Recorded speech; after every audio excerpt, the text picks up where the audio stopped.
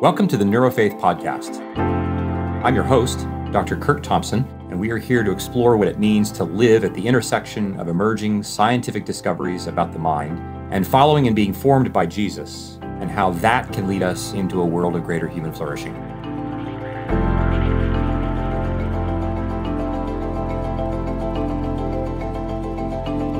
The title for this, our first season, is Thinking Well During a Pandemic. We're eager to hear from our guests not only about the work they are doing, but how it speaks to what it means for us to thrive in our present particular moment. Today, my guest on the Neurofaith Podcast is Dr. Ward Davis. Dr. Davis is a psychologist and the Director of Clinical Training and Associate Professor of Psychology at Wheaton College. He is also the Director of Research for the Wheaton College Humanitarian Disaster Institute. He has published over 80 articles, mostly focusing on God representations, positive psychology, and the psychology of religion and spirituality. Dr. Davis, welcome to the podcast. Thanks so much, Curt. It's great to be with you. So, in our preamble beforehand, I mentioned that I'm really struck by people's personal stories. And the one thing I want to say is as I'm listening to and looking at your work that you do. You're the Director of Clinical Training and the Director of the Research at Wheaton College. And I also noticed in your bio the things that you like to do with your family, outdoor hiking, camping, so forth and so on, playing the piano. And I'm wondering what it's like to sleep only 3 hours a night. I'm just thinking about, all the things that you're doing. It's really lovely to have you here and to speak to the items that we're going to talk about today. I would love for our listeners' benefit to begin by hearing you describe some of your own personal story and how it is that you came to be in the place that you're in, and what have been some of the things about it that have been rich and good, and perhaps even what have been some of the things that have been hard about it. Yeah, I would say, so I grew up in North Carolina and kind of right in the middle of the Bible Belt, and I would consider myself a nominal Christian at that time, somebody who went to church every Sunday and was very devoted to being a good boy and kind of just learning all the Sunday school answers, learning about Jesus. But I didn't really didn't have a relationship with God until college. And I was studying abroad in London and had just kind of one of those radical conversion experiences that some people have. Obviously, some people it's more gradual, but for me, it was a very sudden conversion. It was a part of the Alpha program at the Holy Trinity of Brompton Church. And after that conversion experience, I was in training for ministry to become a minister for a little while.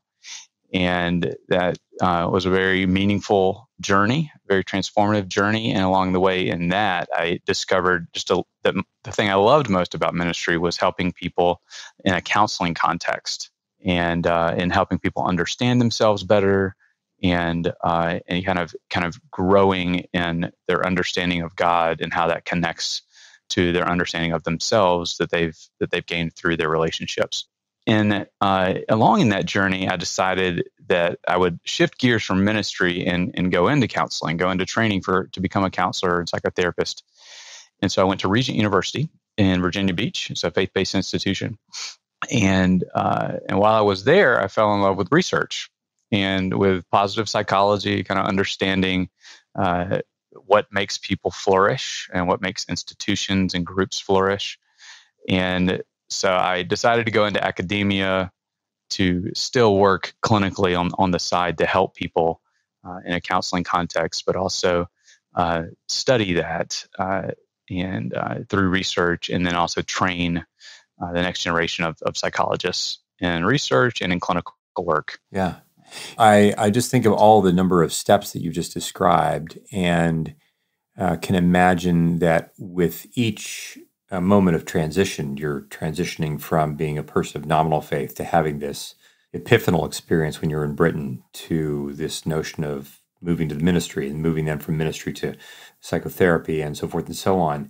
And, for our listeners, I love when you said, I fell in love with research, because you don't hear a lot of people in the same sentence say, I fell in love with, and the word research shows up in the same sentence. Right. Tell us something about what was it about research that you loved and that you love? What really kind of captivated you about that? Yeah, I mean, just like many people, I'm just a really curious person, and really want to understand things, understand phenomena, understand people. And research became a way to do that at a different level rather than just kind of relying on just my experience or just what I was taught from sitting in a pew or from reading a book. Was able to engage in a process of asking people themselves what they thought, and of gathering knowledge from people that's directly based on their experience, and gathering knowledge from lots of people and a bigger sample than just a few, and integrating that to understand people at a larger level. And just fell in love with the ability to understand phenomena in people through studies, through scientific studies, and then being able to use that knowledge to help people clinically, practically, also in ministry. So basically, just gathering knowledge and using it for the benefit of people. Yeah, I'm struck by, as we've hinted at, that the title of this first season is reflecting on what it's like for us to be in a pandemic. And I think of the ways in which we are disconnected from people. And I think about how, when we think about research, we think about it being more analytical. We don't think about it. We think about it being more abstract. But it's really a beautiful thing to hear you describe it as something that your work in it actually kind of brought you even closer to the real experience of what people are having. Yeah. So I know that there came a point in time when, in particular, you began to encounter and began to do work in the field of what we now call positive psychology. I would love for you to talk about your encounter with that, how you came upon it, and what it actually is, and what people's responses to it are. What are people's responses, both that find that it to be helpful? What are people's responses that might find that they might be a little wary of this? Yeah, it's essentially positive psychology is the study of human flourishing, and it looks at that study of human flourishing at the individual level. So the study of individual people and what makes them flourish or what impedes their flourishing. And it looks at that for groups or for families or for couples and also for institutions like churches or societies even. And I think along the way, what really helped me come to appreciate positive psychology and really kind of ground myself in it was this understanding that the vast majority of people don't just want to eliminate problems, but they want to kind of enhance their functioning beyond that. They don't want to just kind of be disease free or kind of symptom minimized, but they really want to learn how to thrive, to function in a positive way with certain skills, attitudes, and so forth. That is more than that makes life more meaningful. And positive psychology. I just don't want the absence of pain. I want the presence of strength and flexibility, all those things that I want more of. Yeah. Exactly. And that's the scientific study of that is what positive psychology is. Mm-hmm. And so what some people find, I would say are skeptical about positive psychology in the sense of, do you just ignore pain, or do you ignore distress? Do you ignore difficulties, struggles? And the answer is sometimes positive psychology has done that, but for the most part, there really has been a dedicated effort within positive psychology globally to understand pain, to understand struggle, to understand dysfunction, and then to use that understanding to inform, okay, how do we help people who are struggling, who are in pain, who are distressed? Or how do we help organizations that are dysfunctional, and how do we help them get from that place of dysfunction or pain or distress to a place of functioning average, to kind of functioning at a place where the pain or the distress is lessened, and then move beyond that, transcend that, hopefully, right, to a place of flourishing. I wonder if you could give us a couple of examples of either at the individual level or even at the institutional level of how this work that you're doing could be applied? What would be some examples of how positive psychology has been meaningful for folks? Sure. So I would say you mentioned that I'm the director of research for the Humanitarian Disaster Institute here at Wheaton College. And one of the things that we do is to work with disaster survivors to understand their experiences and to understand what they're going through, and then to help people and churches in their efforts to promote health and flourishing after a disaster, and to help prevent health problems when a disaster strikes. We basically help with preparedness of churches for disasters. And one of the things that we found so often is we'll do interviews with people or we'll do surveys with disaster survivors. And we do find a lot of people are struggling. A lot of people are struggling, like in this pandemic, with depression, anxiety, even some post-traumatic stress sometimes. And at the same time, people are often describing some remarkable resilience psychologically and spiritually. And so you basically, through positive psychology and through science, you hear people's stories of both their struggles and their resilience. And you, as a researcher, are trying to honor that story, to kind of help combine the stories of many people into an overall story of what seems to be happening for a lot of people, and try to do justice to that story, try to tell that story in a way that is accurate to the data that you've been given.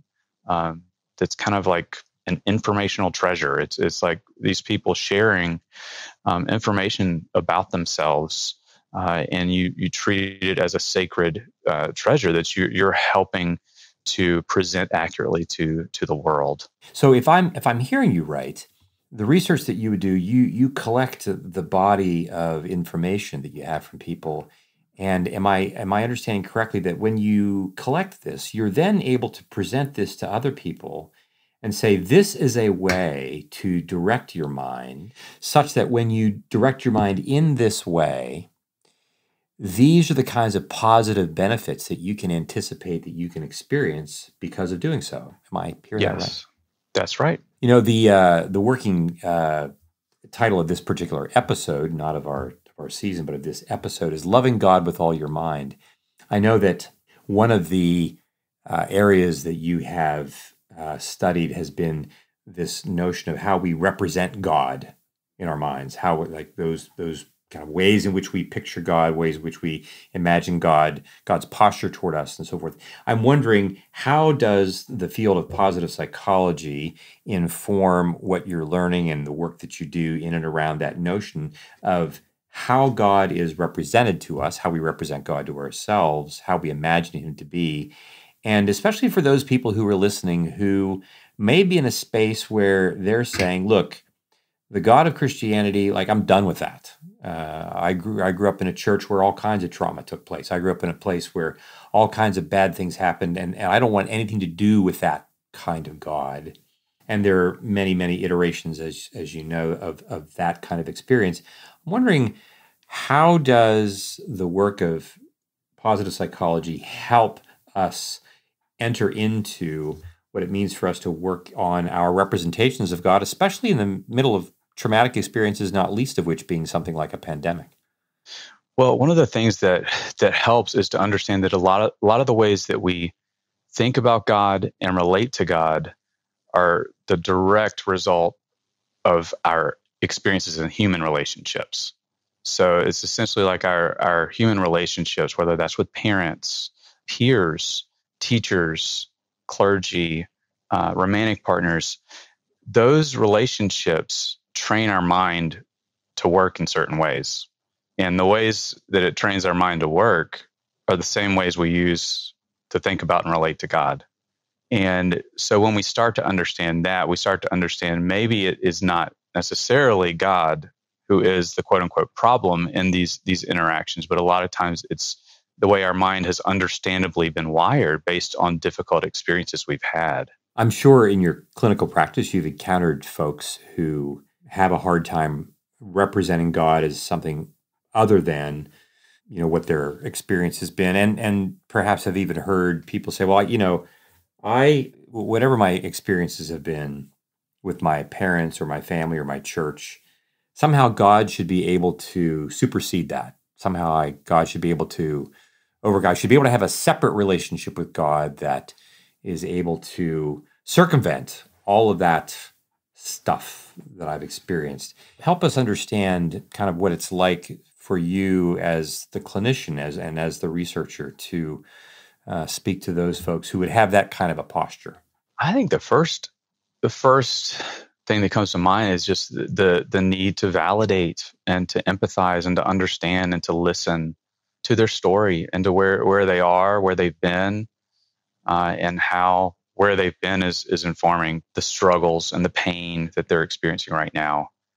So that's usually where I start, and sometimes I camp there with people for quite a while, and just trying to be there with them in the midst of their difficult life story, and trying to even kind of be a prism, or like just a conduit of the presence of God with them in the midst of that. Not trying to change them, but just trying to be with them and to love them and to care for them right there. That's usually the start. Yeah. I'm imagining sitting in the room with you, if I'm the patient. I'm imagining sitting there and having all of my complaints ready to roll out to you and to describe my traumatic events and so forth. And I can imagine that in my own mind, I have these narratives, or this narrative that I tell about myself and about God and about people, that doesn't really leave much space for much positive anything. Mm-hmm. And I tell you these things that are difficult, and I'm imagining receiving your gaze, receiving your empathy, and that embodied experience in and of itself, even without you necessarily, it doesn't all have to do with the words that you say, certainly some of it, but I'm imagining that in and of itself can be the first step toward my having a different experience, toward my having an encounter with positive psychology. And it's not some abstract field of study of the mind. It's Dr. Davis. Like, Dr. Davis is positive psychology interacting with me in that moment. And it just struck me that even as you're encountering people who are coming with their pain, with what we might consider to be the negativity of their life, that even the very validation of their experience, in some respects, can be an embodied expression of the positive work that you're about. Yes. So I'm thinking, like, someone might say, well, there's Christian teaching over here, and someone might say, well, there's positive psychology over here. And, I have all kinds of ways sometimes in which even, I guess in my own work, where when we talk about neuroscience, there are moments when the neuroscience itself can offer fresh light on old theology that either doesn't make sense to people, or people have found to become kind of dried up and stale, or ineffective. And I'm wondering about that, about where positive psychology, this things that we're understanding about how the mind works in the research that you're doing, how that can shape and even regenerate some of our Christian spiritual formative theology, as it were. It certainly seems, it just, the greatest commandment, to love God with all your heart, mind, soul, and strength, and to love others as yourself. Those are essentially what Christianity is all about and what Christian living is. And in many ways, the church has just extraordinary millennia-long practices that help us in doing that. Prayer, spending time with other believers, spending time in the scriptures. And science has started to help us understand why those practices work and why they can work. And it's also helped us understand why and how those practices can go awry, how they can lead to worsen mental and spiritual health. So when it comes to the integration of neuroscience and Christianity, the way I tend to approach it is trying to understand biblical fidelity. So fidelity to the teachings in the Bible and the historic practices and beliefs of the church, and trying to link those with modern understandings of science and of the brain and the mind, relationships, and trying to see where there are bridges, where there is resonance, where science can help me flourish better as a Christian and help me in guiding people towards greater flourishing as Christians. I'm wondering what experiences you've had as you kind of connect these for people when you say, here's some ways here's ways positive psychology and neuroscience reflects on this practice or that practice. Where have you found that that's been helpful for people, especially those folks who've either not had much practice with spiritual practices, or those who found them to become kind of old and dead, but have been rejuvenated as you share information with them? Sure. I mean, one thing has come to mind in our conversation, and it was kind of just memories of how right when I became a Christian in college, or became a born-again Christian at that point, I just accumulated knowledge like it was nobody's business. I bought every book I could. I bought every sermon. At that point, there were sermon tapes. They were just starting to have sermon CDs. And I just constantly was reading and listening to tapes or CDs. And I was just trying to kind of gather tons and tons of information. And but I was the same old me. I was the same, person who had difficult relational experiences that colored the way I saw myself, the world, others, and God. And so I didn't change much, even through doing all that knowledge accumulation for several years. And so what neuroscience has started to show me is the understanding of why. I was basically just kind of filling, I don't want to oversimplify things too much, but filling my left brain with knowledge, but not being transformed that much at an embodied or emotional level.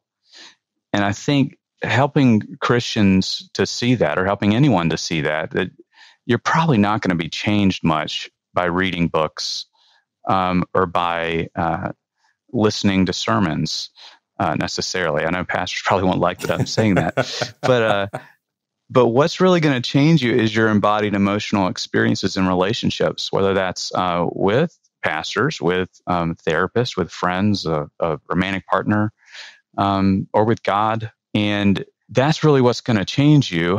And the more you can basically bring emotions into your mental life, seeking God and seeking sacred meaning, sacred connection to God and to others, the more you really are going to notice fruit over time.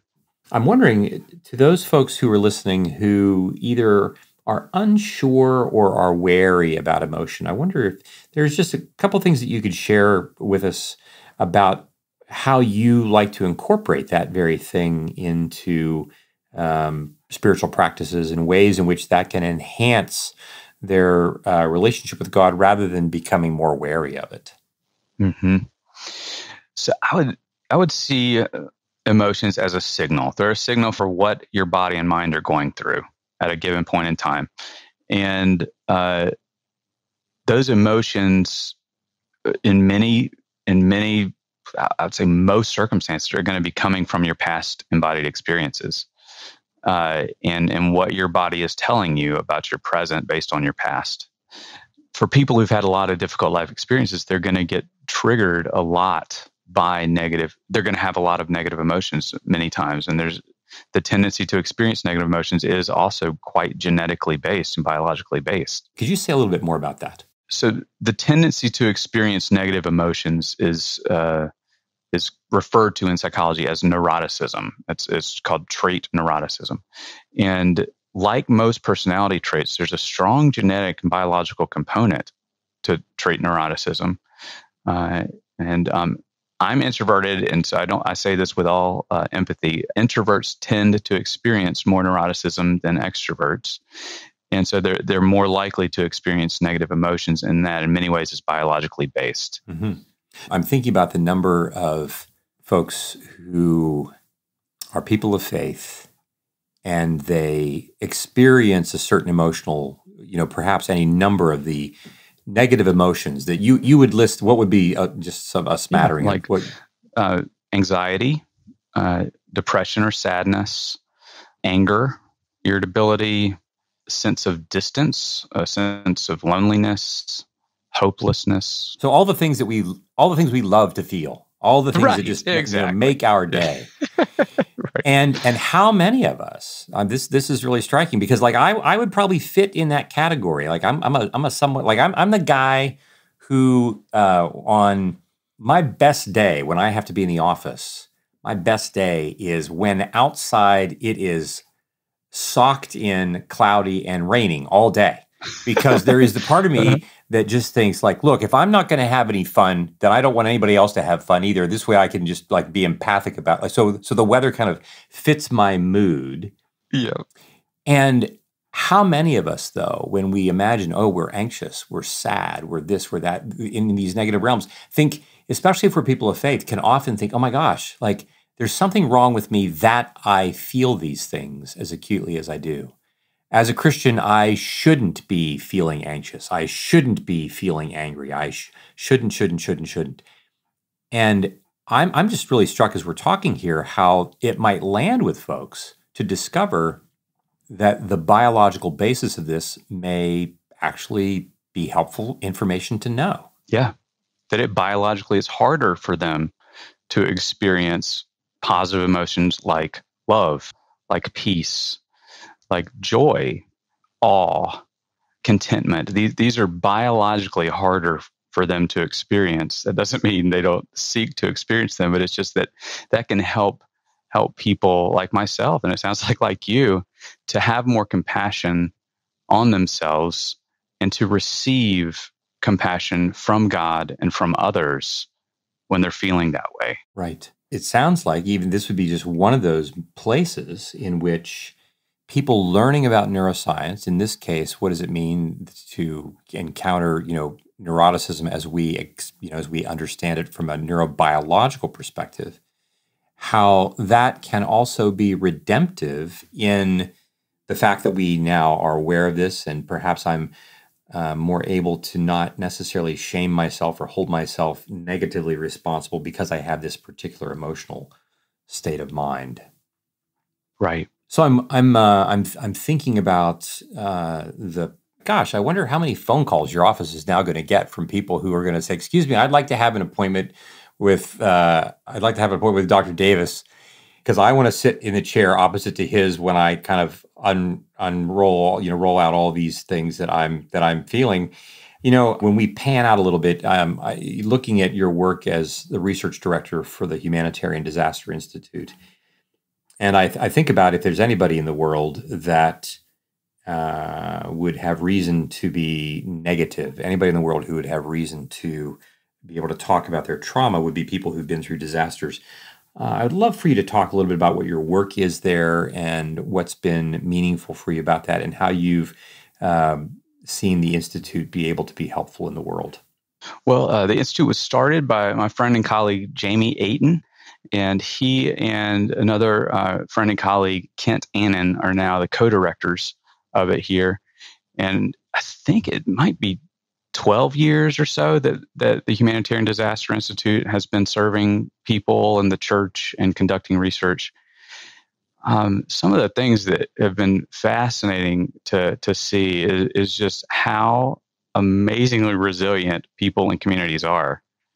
And this is worldwide. We've done research all over the world, and it is just a recurring theme that people are phenomenally resilient. People of all ages. We've done research with children, with older adults, with young adults, middle-aged adults. It's just phenomenal. Like even in this coronavirus pandemic, we did one study with, I think it was 300 people with chronic illness, and we just happened providentially or surreptitiously to survey them 1 month before this global pandemic started. And so we were able to follow them after the pandemic, which is super rare in disaster research because you never know when a disaster or where it's going to strike.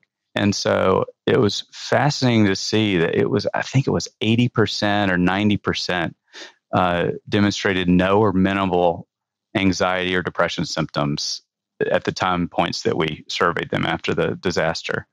And that was very early in this pandemic. It was like 1 month and 3 months in. So none of us had any idea this thing was going to last, almost 2 years at this point. And so, speaking of disasters and speaking of the pandemic, I'm wondering where your mind goes. Where when you imagine kind of our particular moment in history, and in light of the work that you do, in light of the positive psychology, I'm wondering what your reflections are and what are some things that you think are really important for us to be paying attention to and putting into practice as we continue to be in this time frame that may still be with us for some time to come. So we've talked several points about positive emotions, and I think whatever practices and relationships elicit positive emotions for you, those are the places to really be focusing and concentrating your attention, your energy. And I mean, I would say just people having compassion on themselves when they have a bad day, a bad week, a bad month in the midst of this crazy pandemic.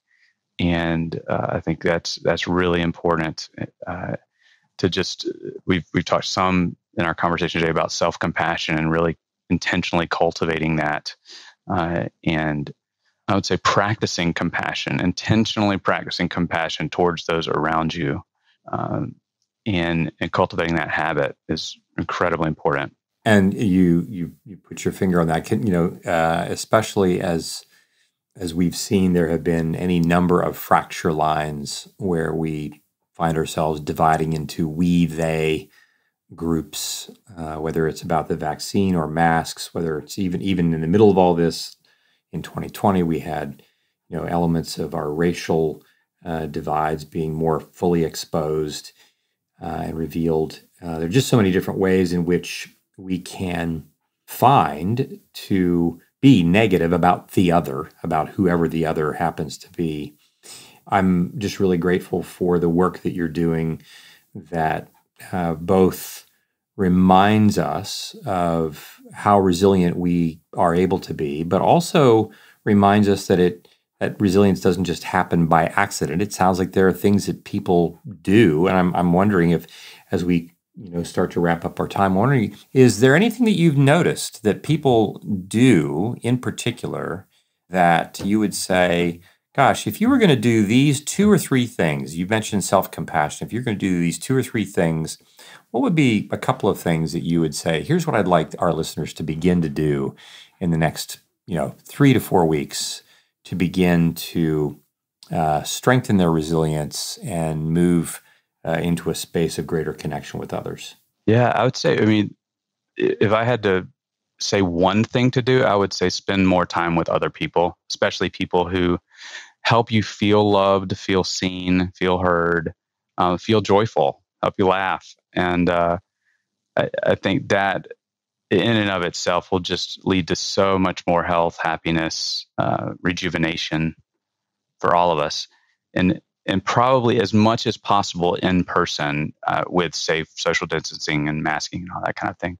You certainly can feel and be connected to people virtually or through phone calls or FaceTime or things like that. That's very important, especially for people who are dear loved ones that aren't nearby. But as much as possible, really trying to connect with people who you really just kind of resonate positively with, connect in person. That would be number one recommendation. Another one would be just to even eat well. I think it is just good exercise, good nutrition, that will help people so much in how they are feeling and doing. And that's another, just the kind of crosstalk of the body and the mind is so key and so overlooked in the midst of mental health. And those are a couple things. And yeah, just cultivating a relationship with God in which you perhaps begin to work on mental filters that are telling you God is mad at you or distant or not there or doesn't care, and realizing that those mental filters are more than likely coming from past human relationships, and just starting to learn that is not God's posture towards you. or his intentions or feelings towards you. I think about how easy it is for us to be kind of drawn into and then caught in these negative loops. And it's just it's so hopeful for us to hear your words today about what it means for us to direct our attention toward compassion, toward connection with other people, and also really paying attention and being willing to do the work of attuning to the fact that when I'm in distress, that distress that I really would sometimes like to place on God actually may be coming from other experiences that would be helpful for me to address and to experience what it means to have those memories healed and recommissioned. Right. Well, Dr. Davis, it has been a joy and a pleasure to have the chance to speak with you today. Thank you so much for taking the time out of your day, doing all the things that you're doing. And this has been a delightful time talking about with Dr. Ward Davis about positive psychology and the work that he's doing at Wheaton College. I'm Dr. Curt Thompson. This is the NeuroFaith Podcast. Thank you so much for joining us today, and until next time.